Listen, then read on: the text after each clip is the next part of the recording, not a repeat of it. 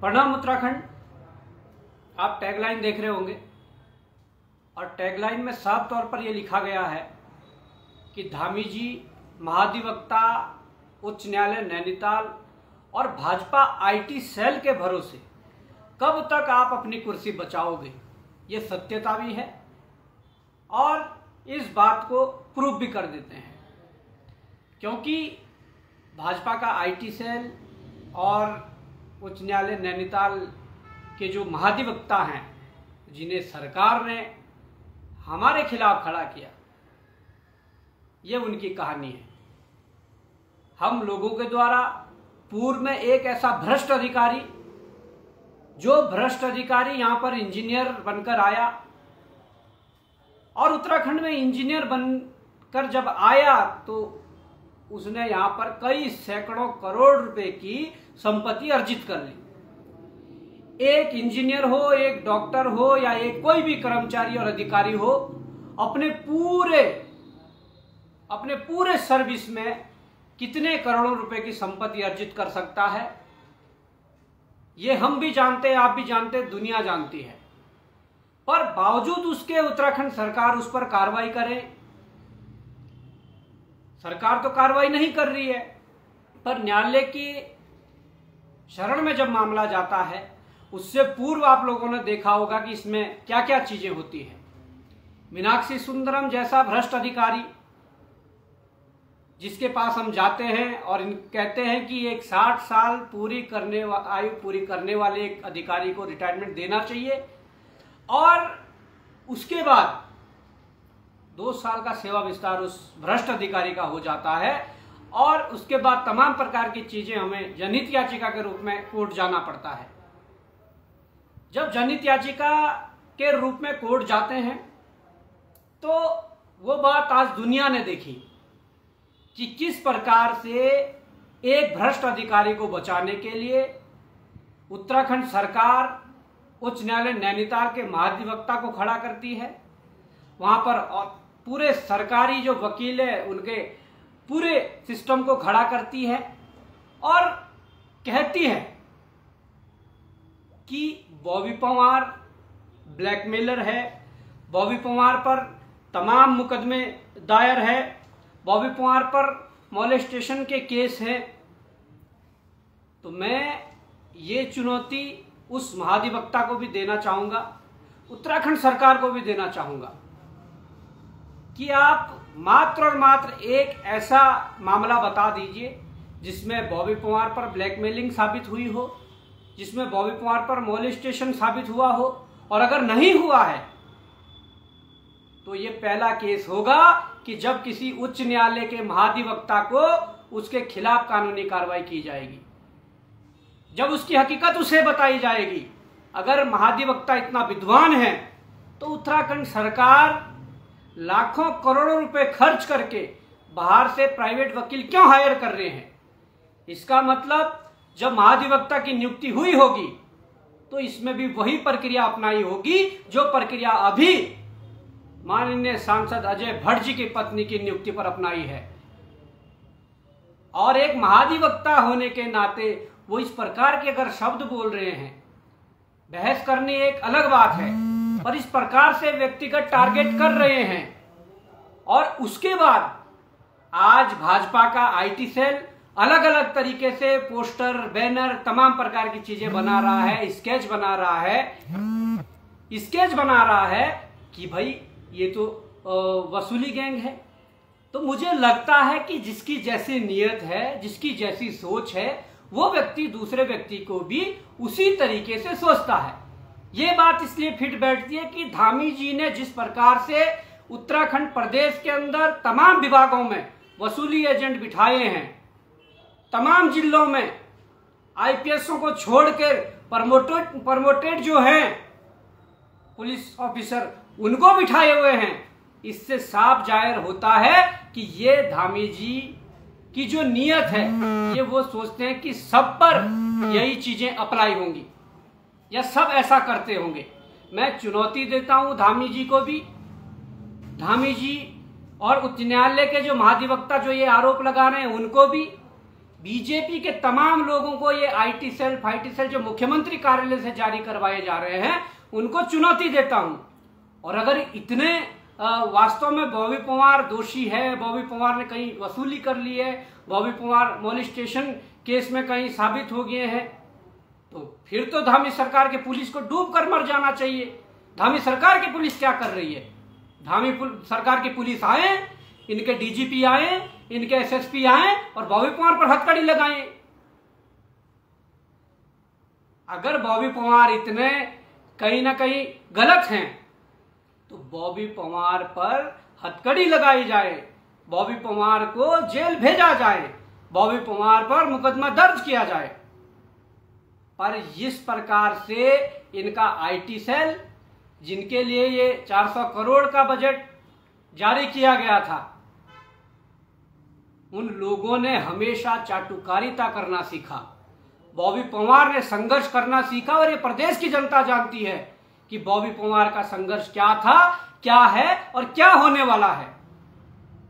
मैं चुनौती देता हूं तमाम इन सिस्टम को, क्योंकि बॉबी पवार कोई चाटुकारिता से निकला हुआ कोई व्यक्ति नहीं है जो चाटुकारिता करके यहां तक पहुंचा है। बॉबी पवार ने संघर्ष देखा है, संघर्ष करा है, संघर्ष झेला है।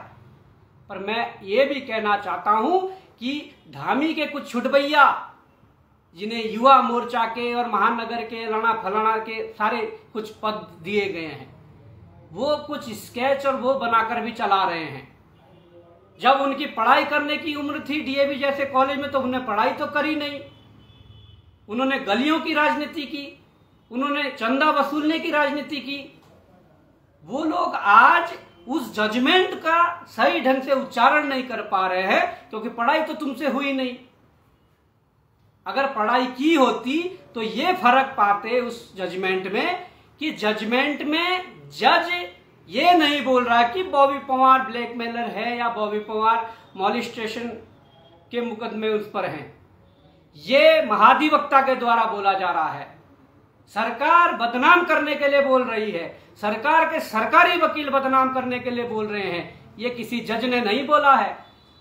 ये अंधभक्त वो अंधभक्त हैं जिनको बकरी को भैंस बनाकर अगर बोला जाए कि ये बकरी नहीं ये भैंस है, एक बकरी को, और बोला जाए ये भैंस नहीं ये बकरी है, ये उस राह पर चल पड़ते हैं। और उसमें कुछ ये छुटभैये, जो छुटभैये डीएवी कॉलेज में रहकर जिस समय पढ़ाई करनी थी उस समय पढ़ाई नहीं की, अब जो आगे से एजेंडा आता है व्हाट्सएप यूनिवर्सिटी से जो ज्ञान आता है उस ज्ञान पर जी रहे हैं। और उनको यह भी बताना चाहता हूं, तुम जिस तरीके से सरकारी कॉलोनियों में, सरकारी आवास में अवैध रूप से रह रहे हैं, वो मामले भी खुलने वाले हैं। किस हैसियत से, किस अधिकार से सरकारी कॉलोनियों में, किस हैसियत से सरकारी आवास में रह रहे हो, वो बात भी खुलने वाली है। वो बात भी जनता के सामने आएगी। मुख्यमंत्री हो, भगवान नहीं। धामी जी इस बात को समझो, तुम मुख्यमंत्री हो ठीक है, कितने साल के हो, कितने साल तक रहोगे, भगवान तो नहीं हो। और ऐसा सबक सिखाया जाएगा अगर इस प्रकार की गंदी राजनीति इन युवाओं के साथ की गई जो इस प्रदेश के लिए संघर्ष कर रहा है। ये बॉबी पवार चुनौती देता है। बॉबी पवार और उसकी टीम इस प्रदेश के लिए लड़ रही है, इस प्रदेश में फैले भ्रष्टाचार पर प्रहार कर रही है, इस प्रदेश में यहाँ के मूल निवासियों के हक हकूकों और अधिकारों के लिए लड़ रही है। आपके जैसे नहीं। देखा होगा कल बड़ी पीड़ा हुई होगी धामी जी को, कल बड़ी पीड़ा हुई होगी गणेश जोशी को, कल बड़ी पीड़ा हुई होगी भाजपा आईटी सेल को, और बड़ी पीड़ा हुई होगी पूरे भाजपा सरकार को, भाजपा पार्टी के लोगों को। क्योंकि इनका जो टेंडर चोरी छुपे जो खुल रहा था, जो 40-50 ट्रकों का माल जो पूरे महेंद्रा ग्राउंड में फैला दिया था, हमने जब सर्जिकल स्ट्राइक करी तो ये पहला मामला पूरे देश भर में होगा, जहां पर भारत सरकार का कार्यक्रम, केंद्रीय मंत्री वहां पर आ रहा था, मध्य प्रदेश के पूर्व मुख्यमंत्री वहां पर आ रहा था, परंतु जब हमारी सर्जिकल स्ट्राइक हुई तो वो कार्यक्रम रद्द करना पड़ा। क्यों? क्योंकि गणेश जोशी से लेकर मुख्यमंत्री धामी तक नंगे हो चुके हैं। और मैंने अभी कहा है, मुख्यमंत्री हो, मंत्री हो तो उस हैसियत में रहो, उस हिसाब में रहो। तुम भगवान नहीं हो। अगर ज्यादा कुछ होगा तो जवाब दिया जाएगा। हमने अन्न खाया है, तुम्हारी तरह चापलूसी करके या नेताओं के पैर में पड़ के आगे नहीं बढ़े हैं। अगर हिस्ट्री किसी की खुलवानी है तो खोल देंगे। गणेश जोशी की हिस्ट्री हो, मुख्यमंत्री धामी की हिस्ट्री हो, या इनके चेले चपाटों की हिस्ट्री हो, तुम समझते क्या हो, या उसी महाधिवक्ता की हिस्ट्री हो जो महाधिवक्ता आज अपने जुबान पर लगाम नहीं लगा पा रहा, या जो अनर्गल अपशब्द कहकर एक उस व्यक्ति को जो संघर्ष कर रहा है इस प्रदेश के लिए, उस व्यक्ति के खिलाफ ऐसी टिप्पणी कर रहा है। और यह भी पहला मामला होगा कि किसी महाधिवक्ता के खिलाफ कानूनी कार्रवाई की जाएगी। तुम ये समझते हो कि बॉबी पवार इतना कमजोर है कि तुम्हारी कानूनी कार्रवाई से डर जाएगा? तुम ये समझते हो कि बॉबी पवार पर अगर इस प्रकार की चीजें की जाएं, उसके बाद बॉबी पवार डर के पीछे हो जाएगा? हम इन चीजों से बहुत आगे निकल चुके हैं। हम अपना सर कटवा सकते हैं पर सर झुका नहीं सकते, इस बात को ध्यान रखना।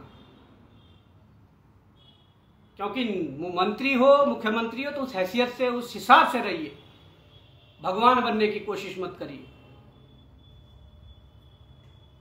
और अगर इस प्रकार के जो आरोप तुम आईटी सेल, तुम्हारे महाधिवक्ता, तुम्हारे सरकारी वकील लगा रहे हैं, तो मैं स्पेशल कहना चाहता हूं, सौगंध खाता हूं अपने इष्ट देवी देवताओं की कि हम ना तो महाधिवक्ता को छोड़ने वाले हैं और ना तुम जैसे लोगों को जो ये प्रोपेगेंडा फैला रहे हैं, जो इस प्रकार की चाल चला रहे हैं।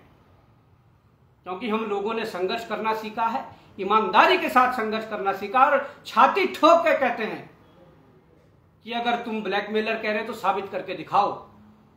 अगर तुम मॉलेस्टेशन कह रहे हैं कि तुम मॉलेस्टेशन का केस तुम पर है तो साबित करके दिखाओ, क्या साबित हुआ? और हम छाती ठोक के कहते हैं हाँ हम पे मुकदमे दर्ज हैं। पर इन्हीं चाल चलित चरित्र के कारण, इन्हीं रंजिशों के कारण, इन्हीं साजिशों के कारण मुकदमे दर्ज किए गए हैं। और हम आगे लड़ाई लड़ेंगे, और मुझे पता है कि आगे भी मुकदमे दर्ज होंगे, पर हम उनसे घबराने वाले नहीं हैं।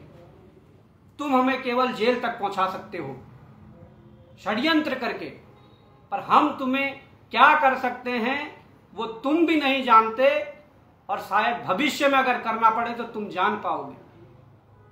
तो साथियों, मैं यही कहना चाहता हूं कि जो प्रोपेगेंडा इनके द्वारा चलाया जा रहा है, उस प्रोपेगेंडे के लिए बॉबी पवार चुनौती देता है पूरी भाजपा सरकार को, उत्तराखंड सरकार को, इनके महाधिवक्ताओं को, कि वो साबित करके दिखाएं। और अगर साबित करके नहीं दिखा पाए, ये 10 दिन का चैलेंज है, 10 दिन के अंदर साबित करके दिखाएं। और अगर नहीं हुआ तो लीगल नोटिस, लीगल जो कार्रवाई है वो तो हम करेंगे ही, वो एक कानूनी प्रक्रिया है। परंतु उसके अलावा और क्या क्या करते हैं और कल क्या करने वाला हूं वो भी जरा ध्यान रखना। अगर नंगा नहीं कर दिया तब कहना। तो साथियों, आपका ये बेटा, आपका ये भाई इस प्रदेश के लिए लड़ रहा है। उत्तराखंड स्वाभिमान मोर्चा का गठन हुआ है। उत्तराखंड स्वाभिमान मोर्चा के लोगों ने, उत्तराखंड स्वाभिमान मोर्चा के कार्यकर्ताओं ने ये संकल्प लिया है कि इस उत्तराखंड को बेहतर बनाने के लिए यहाँ से ऐसे गंदी राजनीति करने वाले दलों, ऐसी गंदी राजनीति करने वाले नेताओं को ठिकाने लगाना है। और कल के दिन भगवान ने यदि मौका दिया, ऐसे लोगों का हिसाब होगा। ऐसे लोगों की जगह मुख्यमंत्री आवास, एमएलए हॉस्टल या यमुना कॉलोनी के मंत्री जो आवास है वहां नहीं, ऐसे लोगों की जगह सुद्धोवाला जेल में होगी। अगर हमें एक बजट अलग से सुद्धोवाला जेल को बढ़ाने के लिए खर्च करना पड़े तो हम करेंगे, पर इन लोगों को सही जगह पहुंचाएंगे। जय हिंद, जय भारत, जय उत्तराखंड।